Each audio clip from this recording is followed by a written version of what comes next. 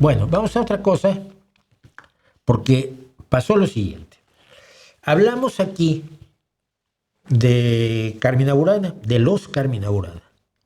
Y conté 3 o 4 cosas de las que me acordaba yo vagamente. Luego hay gente que se enoja conmigo. Ay, ¿por qué no lo preparó usted? ¿Por qué no sabía que me iban a hacer la pregunta, criatura? Si supiera que me van a hacer la pregunta, pues, obviamente lo prepararía mejor.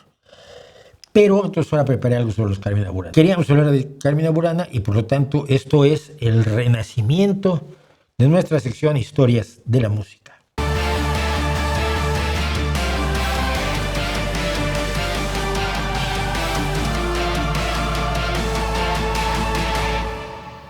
Vamos a 1803. A resultas del pensamiento ilustrado que tanto hizo en el mundo, la Iglesia llegó a ser considerada un estado dentro de otro estado.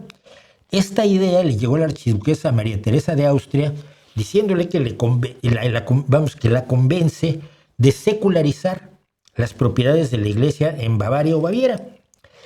Secularizar quiere decir confiscar para el Estado las propiedades de la Iglesia, lo que hizo Benito Juárez con la desamortización de los bienes de la Iglesia, y lo que hizo también en parte todos los países europeos en mayor o menor medida, ¿no?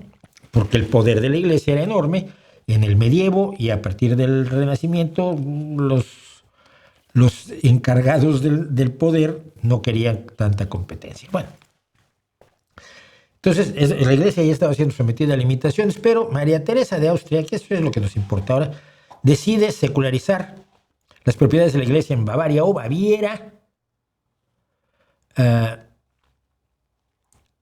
y empieza en Bavaria no empieza, sino que entre las cosas que hace en Bavaria está la abadía de Benediktbeuern, o Benediktbeuern creo que debe ser, no lo sé, perdónenme los que sepan alemán, en Bavaria. Y para secularizar a esta abadía, esta gigantesca abadía, que como ustedes ven todavía existe, pues está, la archiduquesa mandó a este señor, Johann Christoph von Aretin, que descubrió allí un curioso volumen de manuscritos del siglo XI y XII, con algunas cositas del siglo XIII, encuadernado con poco rigor, además incluso algunas páginas estaban fuera de orden y tal. Los llamó los cantos o poemas de Benediktbeuern. Y como en latín canto es Carmen, Carmen significa canción, poema o verso, en plural se dice Carmina, no. En latín el canto es Carmen y el plural es Carmina. Y en la Edad Media Benediktbeuern tenía un nombre mucho más atractivo que era Buria. Y el gentilicio de Buria es Burana. Si tú naciste en Buria, eras burano. Y entonces el manuscrito se conoció como Carmina Burana, que mucha gente sigue pensando que es un nombre de mujer. Bueno, este manuscrito no se sabe cómo llegó a esa abadía porque tiene un origen fuera. Tiene cantos originarios de Occitania, Francia, Inglaterra, Escocia, Aragón, Castilla y el Sacro Imperio Romano. Los expertos dicen que fue escrito o transcrito originalmente en 1230 por 2 escribas distintos, se conoce por la letra. Ocupa 119 hojas de pergamino, al que luego se le agregaron otras páginas en el siglo XIV, y contiene iluminaciones como esta, que representa la famosa rueda de la fortuna. La mayoría de los poemas están en latín, pero otros usan un alto alemán medio, arpitano, que es un idioma que ya no existe, y un macarrónico que mezcla el latín con alemán o francés comunes, lo que es un patois o... Así el patois, que es estos idiomas que luego se crean como lenguas comunes que mezclan varios idiomas. Algunos cantos tienen autores, pero la mayoría son anónimos y presuntamente fueron escritos por juglares, trovadores y goliardos trashumantes. Sobre todo se considera que es una obra goliarda. Los goliardos en concreto eran clérigos jóvenes que no tenían puesto en la jerarquía eclesiástica, que además criticaban ya las contradicciones de la Iglesia y sobre todo pues, no eran muy piadosos, que dijimos, porque les gustaban sobre todo 3 cosas: las mujeres, la bebida y las apuestas, lo cual pues, no iba muy bien con las enseñanzas de por entonces de la Iglesia. Y en sus poemas y canciones acababan siendo el otro lado de la juglaría caballeresca. Si la juglaría caballeresca celebraba el amor romántico, los goliardos celebraban el amor sensual, que ya cuando juntas los dos las cosas mejoran, pero si no puedes tener uno u otro. y todo el manuscrito revela estos intereses de los goliardos. Una cuarta parte de los poemas tienen además indicaciones musicales en notación neumática, una forma primitiva de escribir música. Y en 1935 entra en escena este caballero. Se llama Karl Orff, compositor nacido precisamente en Bavaria o Baviera, que decidió ponerle música a 24 de los 318 textos del manuscrito, creando la cantata Carmina Burana, que en realidad no se llama así. Se llama Carmina Burana, cantiones profanae cantoribus et coris cantandae comitantibus instrumentis atque imaginibus magicis, que significa canciones de Benedict Boyern, canciones profanas para cantante y coros a ser cantadas junto con instrumentos e imágenes mágicas. La más famosa pieza de Orff precisamente tiene que ver, es esta, la de O Fortuna, que muchos suelen confundir con música religiosa cuando es un canto de lamento por los altibajos de la diosa Fortuna. Comienza diciendo: oh Fortuna, como la luna, eres variable, siempre creces o decreces, vida detestable. O sea, porque nunca sabes cómo te va a tratar la diosa Fortuna y vas a estar en la parte de arriba o de abajo de la rueda de la fortuna. Hay grabaciones también de las canciones en su versión medieval, más o menos fiel, dado que la notación era bastante imprecisa. Y tengo aquí uno, fue cantado por un grupo medieval gallego de hace 14 años, y es una de mis piezas favoritas de Carmina Burana, que es In taberna quando sumus. Luego les leo la letra, pero oigan esto. In taberna quando sumus l'accordamus, il humus sedamus, esperamos, quella cantor in taberna, come lumis sospecerna, che somos esperando In taberna cuando sumus. Entonces, cuando estamos en la taberna, esto está muy bien, dicen ellos. A mí lo que me entusiasma más son las letras de los poemas.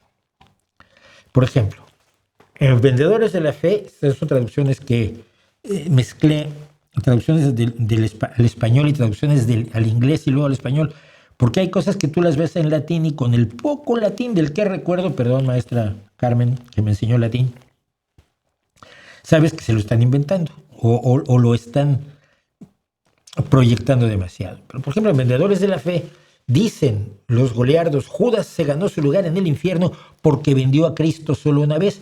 Pero díganme ahora, ¿qué castigo espera a aquellos que 7 veces al día venden el cuerpo del Señor?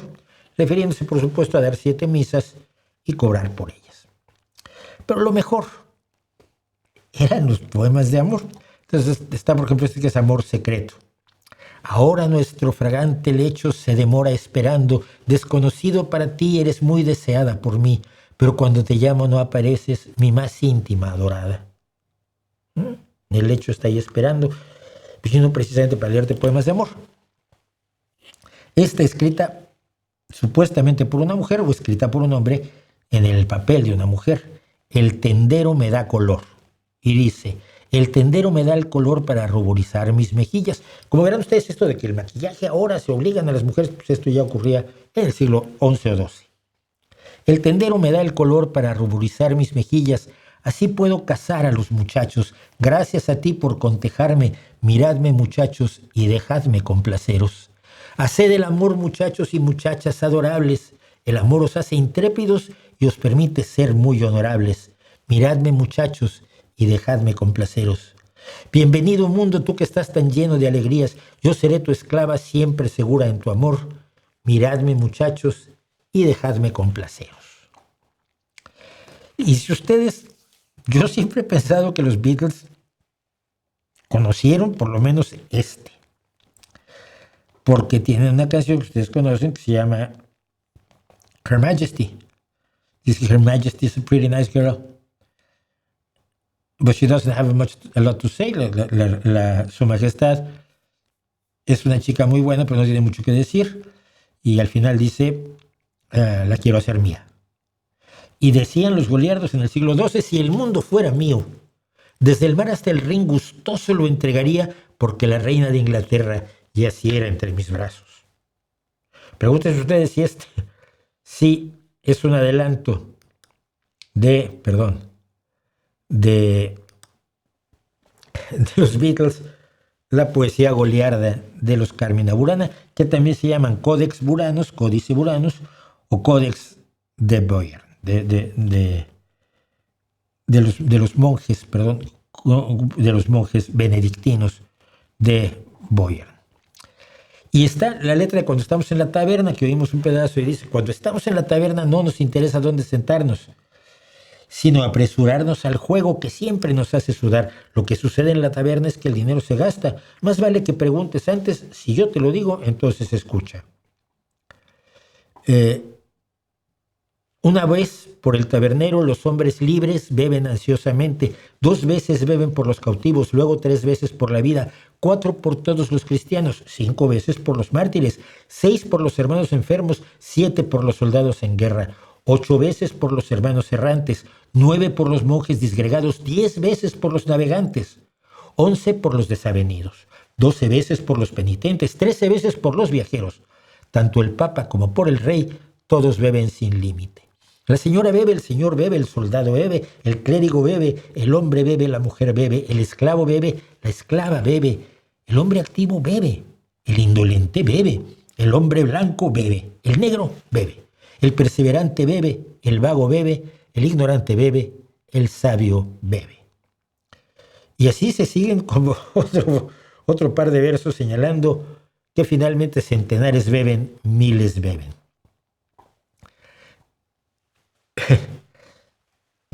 Era lo suyo, que quieren que les diga yo que no bebo. Pero tengo 2 más, que el amor vuela por todos lados, que dice: el amor vuela por todos lados y es capturado por el deseo. Jóvenes, hombres y mujeres, copulad merecidamente.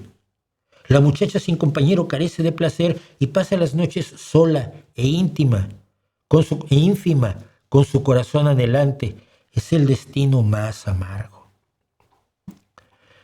Y termino con este que me gusta mucho también. Si un muchacho y una muchacha. Entonces, obviamente, el título que tienen estos versos, el título es la primera línea de los versos, porque la gente no le ponía títulos a sus versos. Si un muchacho y una muchacha yacen en una pequeña habitación, feliz unión. A medida que el ahumado aumenta y desde su intimidad el tedio es lanzado lejos, y empieza un inefable juego en sus miembros, sus brazos, sus labios. Si a usted no le gusta la poesía erótica, pues no le gustará mucho esto, pero a mí me gusta mucho y encuentro que además de la parte del juego que les gustaba a los goliardos, la parte del amor sensual, del amor carnal, quizás no nos la imaginaríamos en el medievo, como algunos nos lo han contado. Por cierto, siempre me llamó la atención que tengan una ilustración del Vagamon. No sé si ahora ha regresado, pero cuando yo tenía unos 30 años, poco menos, 28, el Vagamon había regresado con mucha fuerza, al menos en México. Así que, pues así es este tema de los Carmina Burana, que tanto me gustan, y que, por supuesto, Carl Orff hizo un trabajo excelente, pero da a veces una impresión distinta, por lo solemne de su música, del significado profano, juguetón, despreocupado e irreverente de estos poemas, que les recomiendo que lean si encuentran. Hay buenas traducciones al español. De niño me daba mucho miedo Fortuna, parecía música de fin del mundo, sí. Y el O existe, creo que la música de O Fortuna, que es distinta. Más o menos, a ver, era una notación todavía primitiva, pero que te da una idea de cómo debía sonar la melodía. Y lo que sí sé que han hecho es comparar las melodías en notación primitiva del Codex Buranus con melodías que se codificaron después ya con compases, cuando avanzó la notación musical, y se ha podido identificar las melodías, porque hay melodías que se repiten siempre, ¿no?